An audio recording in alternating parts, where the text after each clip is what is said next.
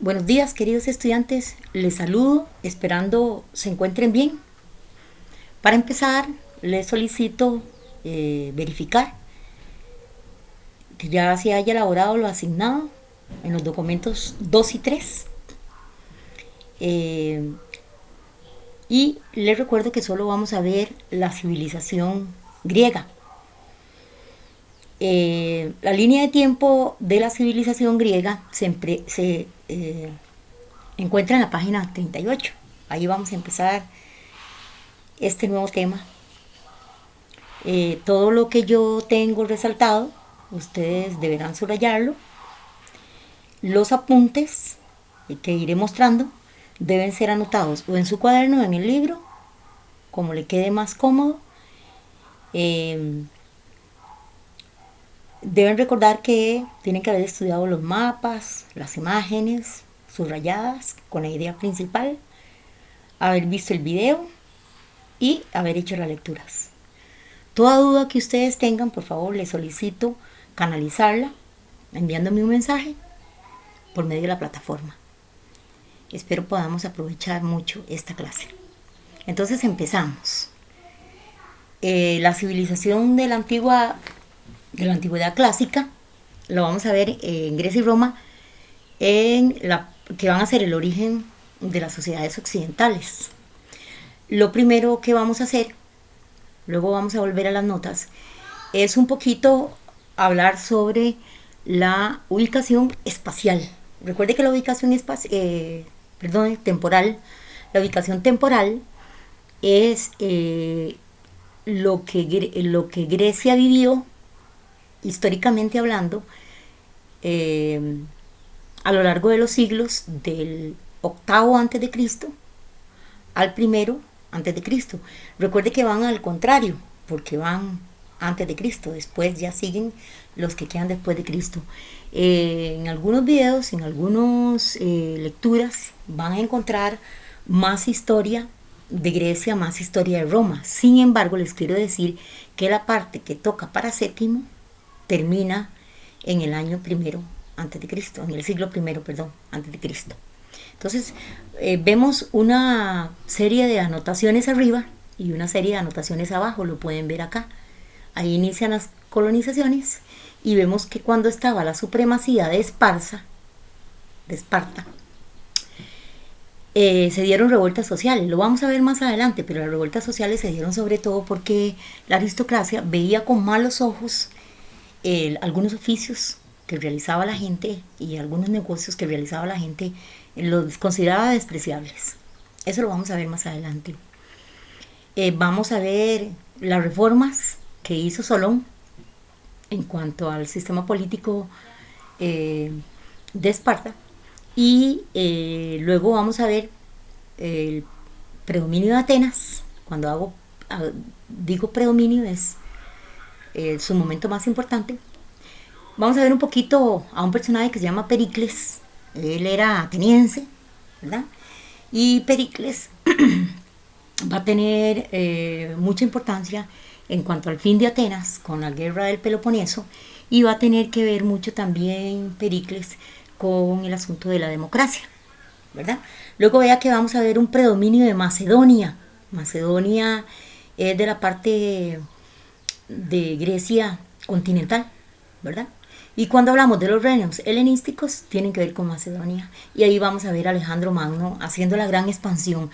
Vamos a ver dos tipos de expansión territorial de los griegos. Una que tiene que ver con el Mediterráneo, yo les voy a definir cuáles mapas, y unas que tienen que ver con la expansión ya que hace Alejandro Magno durante los reinos helenísticos, ¿verdad? Esa sería la ubicación temporal de Grecia, la cronología. Entonces aquí están algunos apuntes que quiero que los mantengan ahí y que los vayan anotando en sus cuadernos o en sus libros, porque yo lo abro y lo cierro, ¿verdad? Y habla sobre la línea de tiempo, habla un poco de Pericles, ¿verdad? Y los pueblos que colonizaron cuando hubo un predominio de los espartanos, ¿verdad? Entonces vamos a empezar con la materia.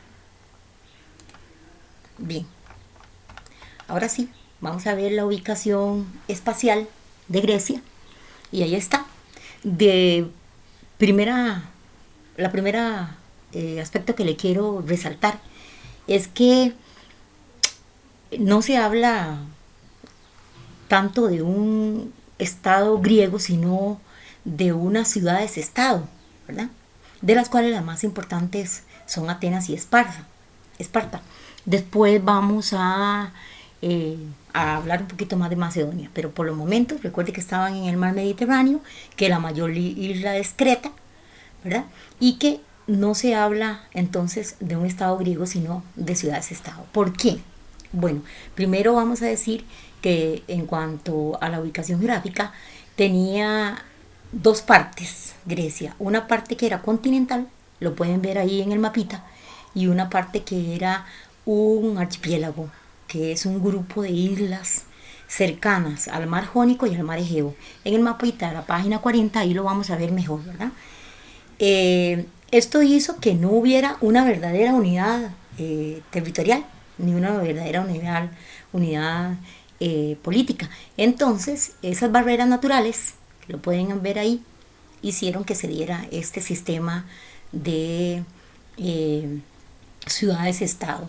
Le quiero decir que una de las partes más importantes de toda la civilización griega eran la gran cantidad de puertos, la gran cantidad de islas, que las vamos a ver poco a poco. Ok, empecemos acá con la historia. ¿Quiénes fueron los griegos? ¿Verdad? Dice que son varios pueblos que se fueron quedando ahí. En un principio hablan de los pelasgos, pero pelasgo es un concepto como que se acomoda ahí, pero son ciudadanos de otros lugares que vienen a esa zona, ¿verdad? Y que se quedan a vivir en Grecia. Y vienen un grupo, ya dejan de venir y luego vuelven a venir otros grupos. Entonces, sucesivas oleadas, poco a poco. ¿Cuáles son esos tres primeros pueblos que tenemos acá? El primer pueblo se estableció en la región del Peloponeso, como ahí lo indica, y el Peloponeso ustedes van a ver que es un territorio muy importante de la antigua Grecia, de la península griega, ¿verdad? Que Grecia en sí, en su parte continental, es una península. Luego están los jonios, ¿verdad? Recuerde este concepto Ática, se ubicaron en la parte central y en las islas Cícladas. Y están los eolios que se asentaron, o sea, se quedaron a vivir en un principio en Tesalia, ¿verdad? Y ellos sometieron a los cretenses, ¿verdad? Entonces esos son los primeros pueblos. Ahí también le he puesto algunos apuntes con un vocabulario. Habla en la primera imagen de Lindos, y es una ciudad de la isla de Rodas. Habla de las islas Cícladas, se ubican en la parte central del mar Egeo, y habla de los pueblos heládicos, que son los pueblos antiguos de Grecia, ¿verdad? Estamos. Aquí está la ciudad de Lindos, en la primera imagen. Bien. Esos fueron los primeros pueblos que llegaron. Pero ¿cuáles fueron las primeras civilizaciones que se dieron? Y vamos a empezar con hablar de la Grecia clásica. ¿Cuáles fueron los primeros pueblos, las primeras civilizaciones? Ok, son dos. Está la civilización cretense, que es la isla de mayor estado del mar Egeo, que es la isla de Creta, ¿verdad? Vea que como siempre vamos a ver una sucesión de pueblos invadiendo, igual que vimos con Mesopotamia, ¿verdad? Perdió su hegemonía, o sea, perdió su poder, la civilización cretense, ¿verdad? Sin embargo, dice que ciudades griegas como Micenas, Tirinto y Troya formaron parte de su herencia, o sea, le siguieron en esta historia de la antigua Grecia. Y vea que habla de Micenas, entonces aquí está a la par, al lado, la civilización micénica. Micenas se ubicó en el noreste del Peloponeso y dice que alcanzó su mayor gloria en la Grecia continental, porque el Peloponeso está en la parte de Grecia continental. Dice que fue invadida por dorios, tesalios y dioses, y esto llevó al colapso de la civilización micénica. Estas son las primeras civilizaciones que se encuentran en la antigua Grecia, ¿verdad? Bien, pasamos entonces al segundo mapita, que es uno de los mapas que más me interesan, porque ahí sí está todo ese mundo griego, ¿verdad? Vea que ahí está el mar Egeo, ¿verdad? Tenemos Atenas, Esparta, Tesalia, Macedonia, en la parte que tiene que ver con el continente, y luego vemos a Creta y algunas otras islas importantes como la de Rodas, Delos, ¿verdad? Que son islas muy, muy importantes, y sobre todo puertos, ¿verdad? Ok, y empezamos como siempre, como lo hemos hecho con Egipto y como lo hicimos con Mesopotamia, con las características sociopolíticas, ¿verdad? Aquí vuelve a hablarle a usted de que no existió un estado que se llamara Grecia, sino que cada urbe, que significa ciudad, era una ciudad-estado independiente y se llamaba polis, así se llamaba, ¿verdad? Y vamos a decir que en esa organización sociopolítica, ¿verdad? Había una división básica en Grecia, que era la división entre los ciudadanos y el resto de los individuos. Ahorita lo vamos a ver con más detenimiento, ¿verdad? Y además vamos a ver esa organización sociopolítica en diferentes periodos históricos, ¿verdad?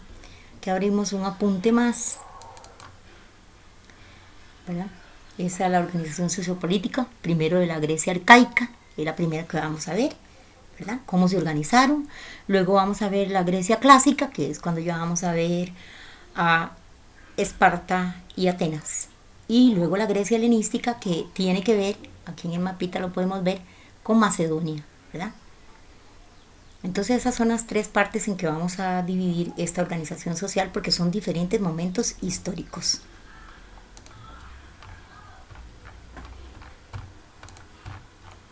Ok, vamos con la Grecia arcaica. Durante la Grecia arcaica surgió la polis. Dice que en la península balcánica, que así se llama el territorio que tiene que ver con la parte continental de Grecia, se encontraba la polis de Macedonia y de Tesalia, ¿verdad? Y luego estaba Atenas. En la península del Peloponeso destacaba Laconia, lugar donde se ubicaba, y vea que de una vez nos dicen que Esparta era una ciudad guerrera. Vamos a ver que Atenas y Esparta son totalmente diferentes, incluso luchan entre sí, y esto vamos a ver cómo acaba con la hegemonía de ambas ciudades al final de la historia. ¿Qué era la polis? ¿Qué era la ciudad-estado? Dice que en la polis, estamos hablando de la organización sociopolítica, no se lo olvide, todos tenían responsabilidades y todos los habitantes debían de participar en asuntos públicos, pero no tomaban las decisiones. Por eso se dice a veces que la democracia de Atenas no era tan perfecta, ¿verdad? Cada polis tenía sus creencias religiosas, sus leyes, sus fiestas. O sea, cada griego, el mundo del griego era su polis, ¿verdad? Y la Helade era Grecia, pero pertenecer a Grecia era una connotación más que todo cultural, ¿verdad? Vemos las polis y ahora vamos a ver la Acrópolis, que aquí vamos a tener una imagen bastante buena para que usted pueda ver qué era el asunto de la Acrópolis. ¿Qué era la Acrópolis? Era para la defensa y allí no habitaba cualquier ciudadano, allí habitaban solo los grupos poderosos, ¿verdad? Estaba en una colina, ¿verdad? Era un centro político, administrativo, social, religioso, ¿verdad? Que tenía 3 instancias. Las 3 instancias, y aquí vamos a ver entonces, recuerde que es sociopolítico, que vamos a ver lo político, ¿verdad? Era una asamblea popular, un consejo restringido y un conjunto de magistrados, ¿verdad?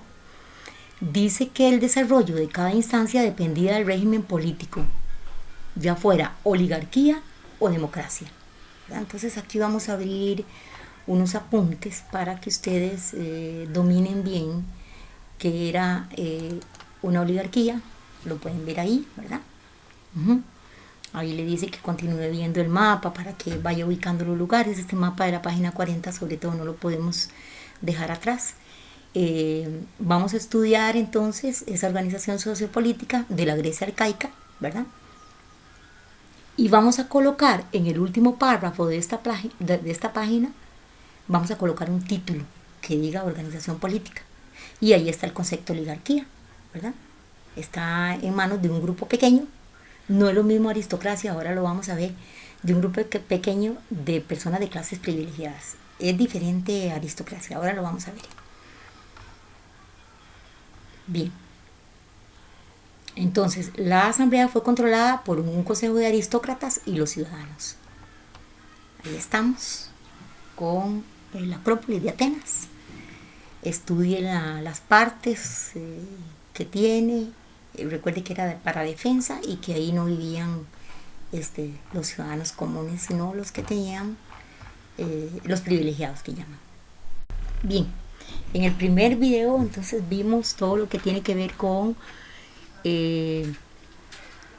ubicación temporal, ubicación espacial, ¿verdad? Algunas particularidades de la Grecia arcaica y empezamos con la Grecia clásica.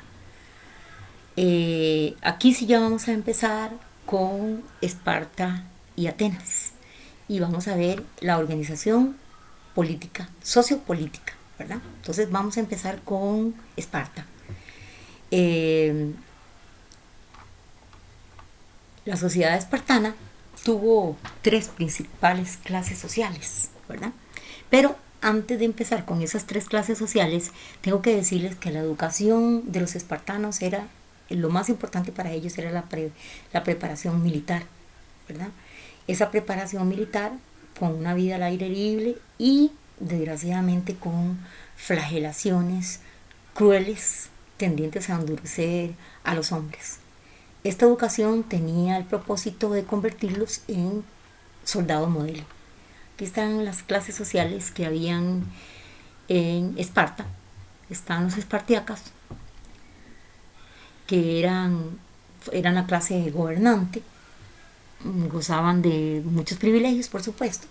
Luego estaban los periecos, que los periecos iban a ser como una clase intermedia. Eran comerciantes, artesanos, campesinos. Y por último, los ilotas, que son los siervos que trabajaban en agricultura, en trabajo de las tierras y eran despreciados y perseguidos, ¿verdad? ¿Qué instituciones gobernaban a los espartanos? Otra vez hacemos un paréntesis para decirles que culturalmente ellos estaban muy estancados, ¿verdad? Los soberanos o el rey que los gobernaba tuvieron poderes de carácter militar y sacerdotal, ambos juntos, ¿verdad? ¿Qué más instituciones tenemos en la Grecia, en la Esparta clásica? Tenían dos reyes, su gobierno. Esto es para si hay algún cuadro, metamos todo lo que tiene que ver con lo político acá.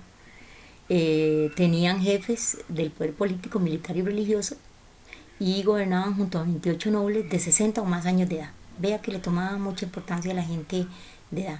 Tenían 5 éforos o magistrados, ¿verdad? Las funciones eran presidir, o sea, son los presidentes en el consejo y la asamblea, ¿verdad?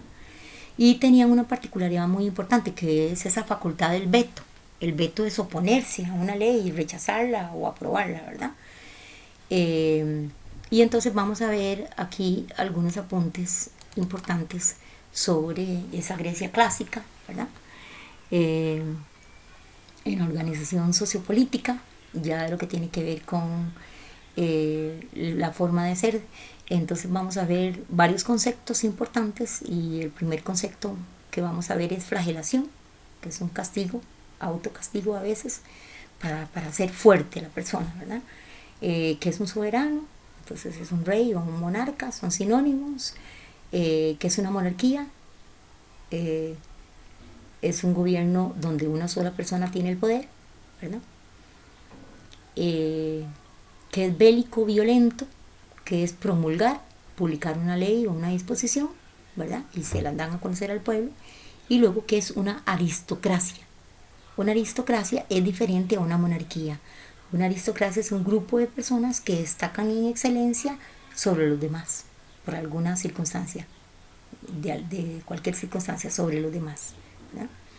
Estamos ahí con los conceptos y acabamos con la organización sociopolítica de los espartanos. Empezamos con Atenas, ¿verdad? Recuerde que son dos ciudades totalmente diferentes, ¿verdad? Tuvo un gobierno monárquico y luego fue sustituido por una aristocracia. En el Areópago, ¿verdad? Que era el consejo de ancianos, También habían magistrados o arcontes que eran los responsables de la dirección de los asuntos bélicos, o sea, de los asuntos violentos, de los asuntos religiosos y de los asuntos legislativos, que es hacer leyes. Ok, ahora sí, ¿por qué surgieron los primeros movimientos atenienses, aquellas revueltas atenienses?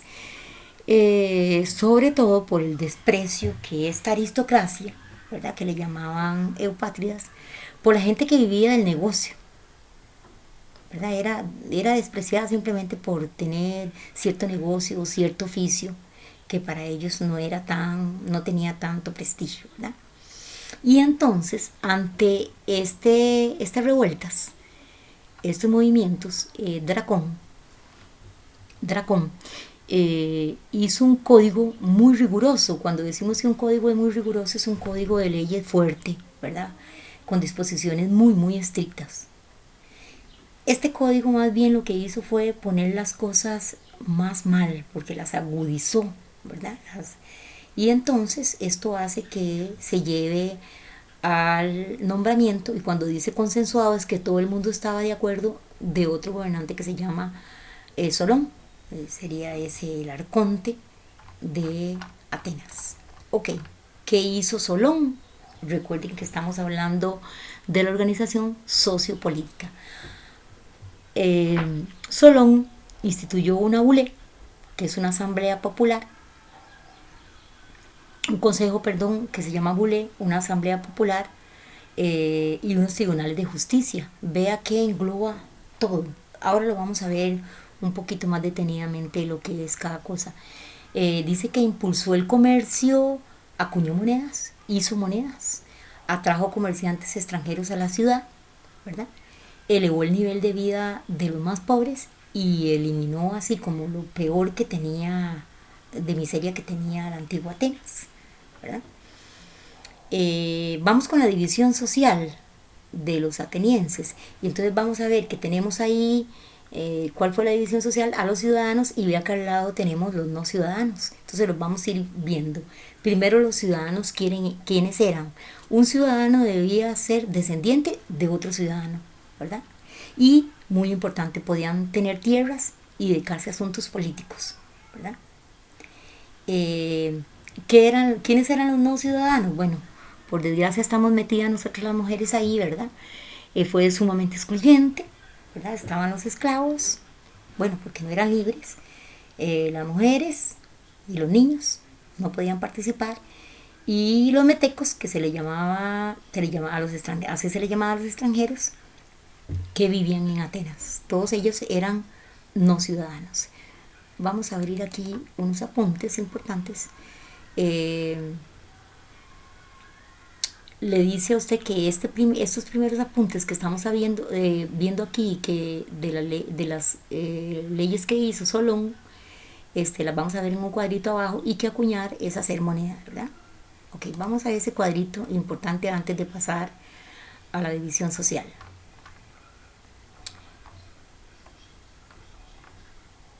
Ahí está la iglesia. Era una asamblea de ciudadanos. Eran 40.000, o sea, no eran poquitos. Se reunían muy frecuentemente y en una colina cercana a la Acrópolis, no la Acrópolis, ¿verdad? ¿Qué hacían? Votaban leyes, o sea, hacían leyes. Manejaban cuánto presupuesto para el ejército, cuánto presupuesto para construir, ¿verdad? Habían también magistrados. Eran elegidos 10 estrategas y 10 arcontes, ¿verdad? Y ellos se encargaban de todos los temas públicos, ¿verdad? Los estrategas, por su parte, dirigían toda la política exterior y el ejército, ¿verdad? Vea que ellos eran muy importantes. Ellos más o menos decían, bueno, a cuál lugar tenemos que ir, qué tenemos que hacer, ¿verdad? Los ejércitos eran muy importantes en esos territorios. Están los tribunales populares, que era para impartir justicia, y está la bulé, que era 500 ciudadanos cada año para elaborar leyes y controlar el trabajo de los magistrados, ¿verdad? Ahí lo estamos viendo. Ok. Y al final de esta página, acá, viene un parrafito de cómo funcionaba la democracia en Atenas, ¿verdad? Entonces vamos a ver que se practicaba en algunas ciudades-estado, sobre todo en Atenas, eso ustedes hicieron un trabajo, ¿verdad? Y que llegó a la perfección en el siglo, conocido como siglo de Pericles, ¿verdad? Ya habíamos visto a Pericles por acá. Más adelante lo vamos a ver. Bien.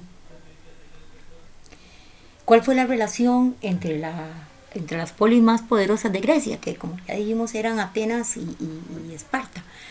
Bueno, ambas competían por el dominio, ¿verdad? Del mundo griego. Ambas querían ser las más importantes. Pero aparece un enemigo extranjero. Y ya lo habíamos visto que son los persas. ¿Se acuerda que les dije que se llaman medos? Y entonces a Esparta y Atenas no les queda más que aliarse para enfrentar este enemigo y se dan las famosas guerras médicas. Yo le quiero decir a usted que las guerras médicas las vamos a ver desde el punto de vista, no vamos a profundizar en ellas porque lo vamos a ver desde el punto de vista de quién ganó, quién perdió y qué pasó con esas dos guerras que son las guerras médicas y la guerra del Peloponeso, que yo les puse a leer y estaba también en los videos. En estas guerras médicas, los grandes triunfantes, a pesar de que recuerde que eran una alianza, fueron los atenienses, ¿verdad? Pero los espartanos, al final de la guerra, aunque fueron ganadores y todo, se quedaron pensando ahora qué va a pasar con el poder que queremos ambos, ¿verdad? Y entonces, a pesar de que Grecia había logrado el mejor momento, porque apogeo significa eso, el mejor momento, a pesar de eso, los griegos como que no estaban muy contentos con el asunto, ¿verdad? Y se da la guerra entre Atenas y Esparta, que es la gran guerra del Peloponeso, y vean que entonces vamos a tener que la prosperidad aquella que había alcanzado Grecia con las guerras médicas se va abajo y termina también con la importancia que tenía Atenas. La guerra del Peloponeso se dio específicamente por esas razones de esa rivalidad que existía entre los dos, entre espartanos y atenienses, y provocó esta gran guerra que acaba con el dominio eh, de Atenas. Ok, por qué reaccionó así Esparta? Atenas, temiendo a que a otros pueblos lo fueran a atacar, entonces se unió a otros estados griegos en una liga que se llama la Liga de Delos. Liga significa unión de, ¿verdad?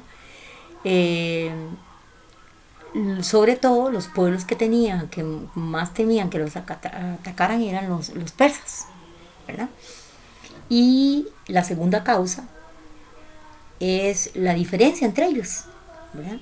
Atenas era democrática, progresista, de ciudad urbana, imperialista, ¿verdad?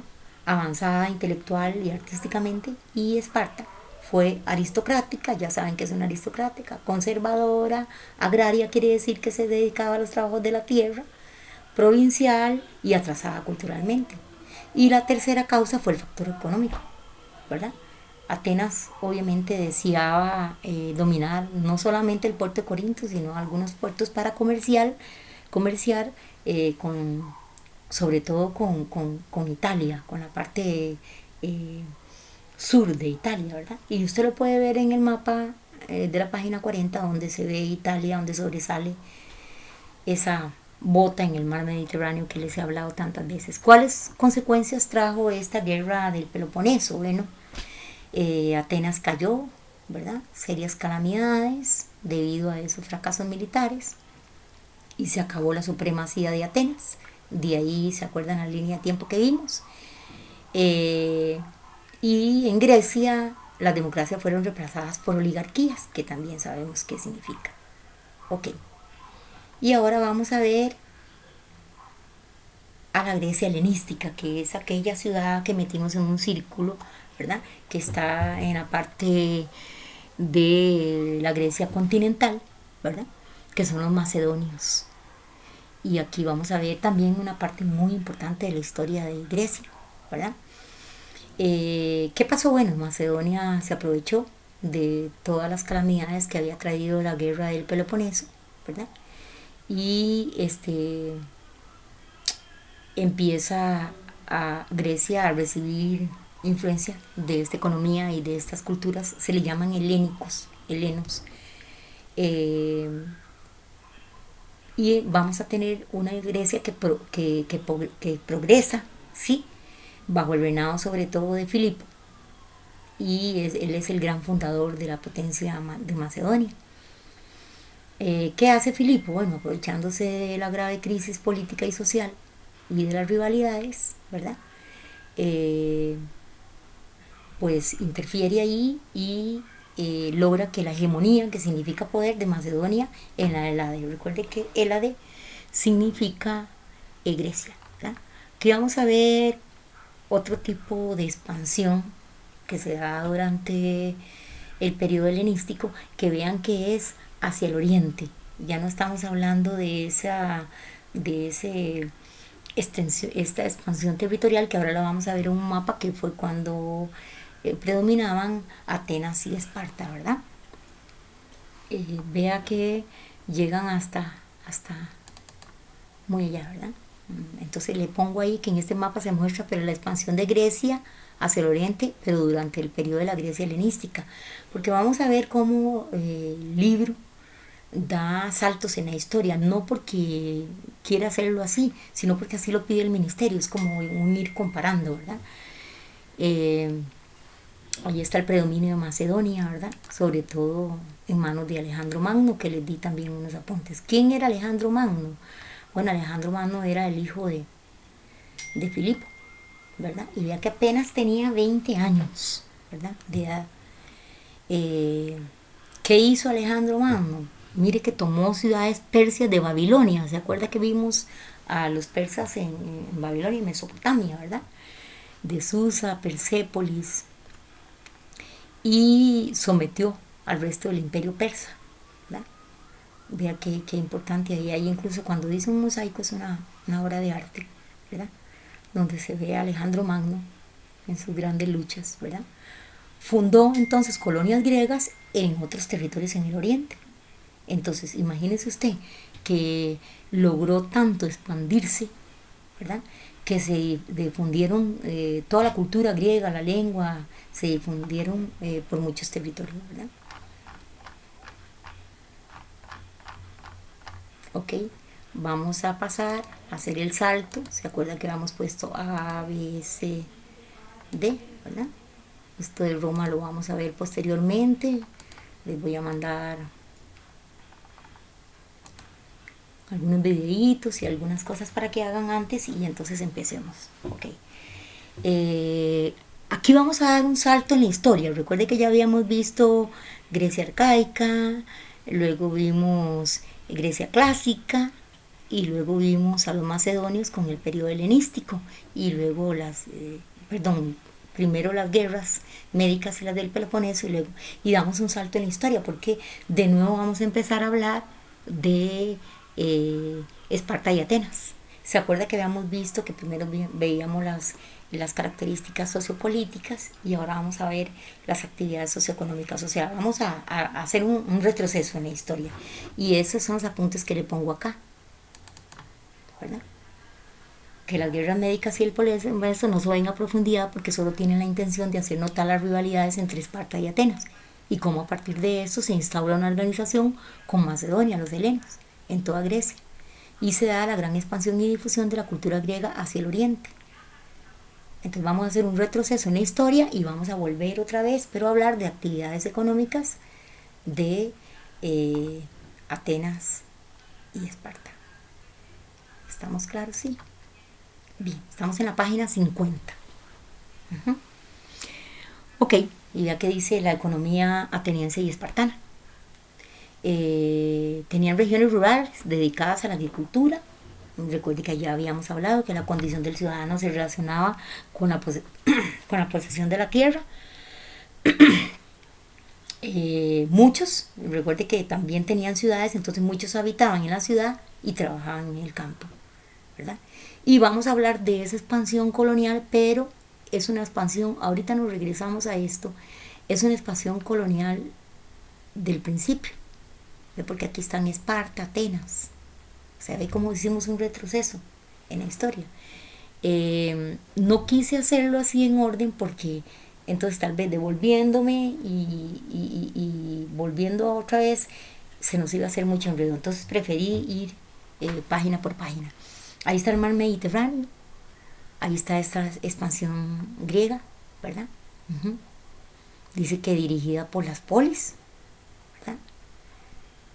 Dice que se realizó en todas direcciones, usted lo puede ver, ¿verdad? Aquí está, hacia allá, ¿lo ven? Mira ahí donde está el imperio persa, que eran los enemigos, ¿verdad? Y aquí está Italia, que la vamos a ver cuando veamos Roma, ¿verdad? Uh-huh. Estamos. Entonces devolvámonos cómo fue esas actividades socioeconómicas, ¿verdad? ¿Por qué, por qué se dan? Bueno, porque se tienen que expandir. Dice que por fenómenos demográficos, y la demografía es la ciencia que estudia la población. Entonces, simple y sencillamente, la población aumentó mucho, ¿verdad? En las polis habitadas. Y las áreas agrícolas eran limitadas, entonces se expandieron para poder tener todos los productos que le hacían falta. El otro asunto es la situación política, ¿verdad? Había un enfrentamiento entre oligarcas, que ya sabemos que eran, ¿verdad? Y tiranos contra las aristocracias, ¿verdad? Y estos enfrentamientos hacían que obligaban a la gente a migrar a donde, bueno, a otros lugares cerca del Mediterráneo.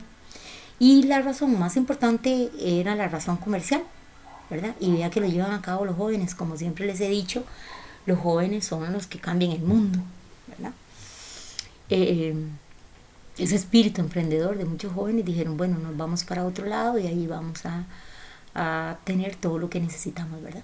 ¿Cuáles fueron las consecuencias de esta expansión territorial? Surgió una organización política y social basada en quien tiene más tierras, ¿verdad? Un aumento que significa incremento en el comercio, un aumento en mercados, un aumento ya lo que dice bien claro, en puertos seguros, ¿verdad? Porque recuerde que constantemente ellos eran atacados, ¿verdad? Y algo importante, la difusión de la cultura griega, que llega hasta nuestros días, ¿verdad? Dice que se hicieron entonces muchos ajustes internos, ¿verdad? Esas son las consecuencias. Ok, ahí les subrayé, les demarqué bien cuáles eran colonias griegas, ¿verdad? Cuáles eran metrópolis griegas. Ahí lo puede ir siguiendo con la simbología, ¿verdad? Cuál era la zona del dominio griego y cómo fue la expansión griega. Y les subrayé abajo, ya eso se lo sabía dado, ¿verdad? Aquí tenemos otro apunte, ¿verdad?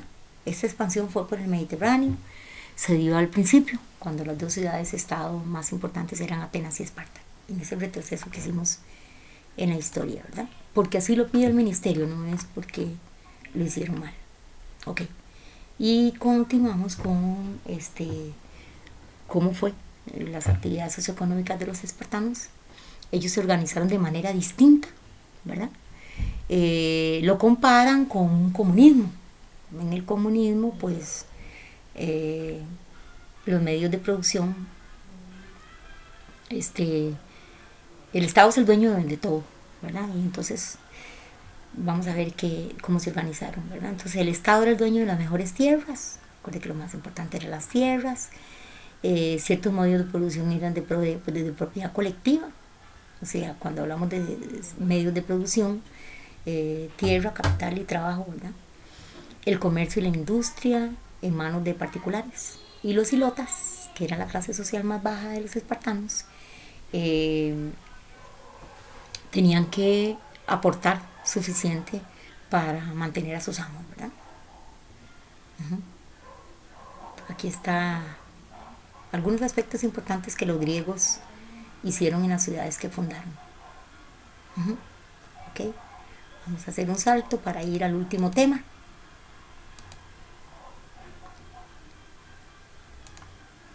Y eso tiene que ver también con el trabajo que ustedes, el trabajo de esta clase que ustedes hicieron. ¿Cuál fue el legado de la civilización griega? Bueno, hablamos de la filosofía. ¿Se acuerdan que ustedes hablaron de Sócrates y Platón únicamente? ¿Qué significa filosofía? Amor a la sabiduría, ¿verdad?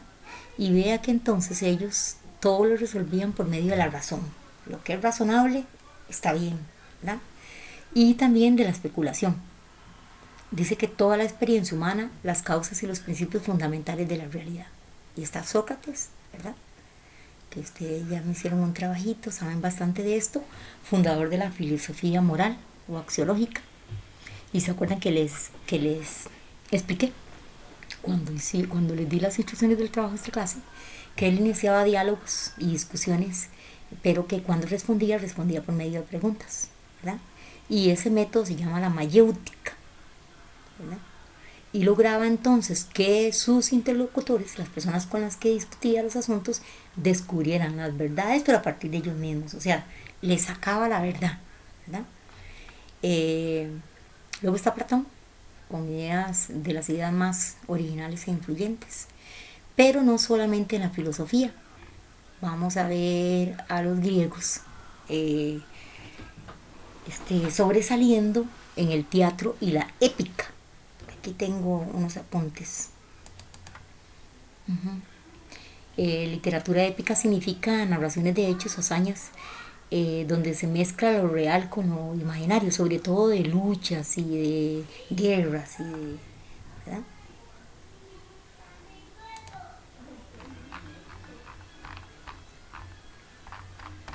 Bien, creí tener un apunte arriba.